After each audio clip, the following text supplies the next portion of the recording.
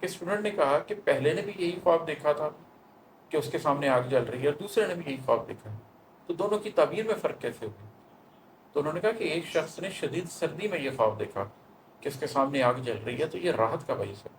اور ایک نے شدید گرمی میں یہ خواب دیکھا کہ اس کے آگے آگ جل رہی ہے تو یہ تکلیف کا باعث ہے۔ اس کو انسائٹ بولتے ہیں۔ جب آپ لوگوں کے چہرے پڑھنے لگ جاتے ہیں تو پھر آپ یہ بھی جاننے لگ جاتے ہیں کہ ان کی اس وقت کی ضرورت کیا ہے۔ جس کے چہرے سے آپ کو معلوم ہو رہا ہو کہ وہ ایک کرخت آدمی ہے، جس کے چہرے سے آپ کو معلوم ہو رہا ہو کہ وہ ایک وسیلہ آدمی ہے،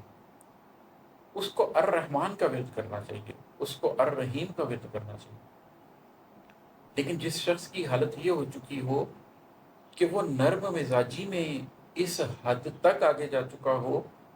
کہ دنیا اسے روند کر گزر جاتی ہو، اس کے لیے یہ ورد مناسب نہیں ہے، اس کو الجبار کا ورد کرنا چاہیے۔ اسی طریقے سے آپ نے یہ دیکھنا ہوتا ہے کہ اس شخص کا عمل کیا ہے۔ کوئی شخص ایسا ہے جس کے لیے القہار کا ورد ٹھیک ہے تو کسی کے لیے الباری کا ورد ٹھیک ہے تو کسی کے لیے اللطیف کا ورد ٹھیک ہے۔ اللہ کے ناموں میں سے کون سا نام لینا ہے، پروفیٹ صلی اللہ علیہ وسلم کے ناموں میں سے کون سا نام لینا ہے، کہ آپ لوگوں کے چہروں کو پڑھ کر بتا سکتے ہیں کہ کس کے لیے کیا ورد ہے، کس کو کیا وظیفہ کرنا چاہیے۔ لوگوں کے چہرے پڑھ کر وہ ورد بتایا کرتا تھا، کہتا تھا اکثر سینوں کو سچائی سے رخصت تھی، کہ ایک طرف تو وہ شخص ان کی ضرورت کے مطابق ان کو ورد بتا دیتا تھا، لیکن دوسری طرف وہ یہ اشارہ بھی دیتا تھا کہ زیادہ تر لوگوں کے مسائل مادی مسائل ہی ہیں، یا وہ اپنے انٹرپرسنل مسئلوں میں پھنسے ہوئے ہیں،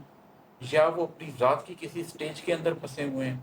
یا وہ اپنے رشتوں کے کسی جھگڑے میں پھنسے ہوئے ہیں، یا معاش کے کسی مسئلے میں پھنسے ہوئے ہیں۔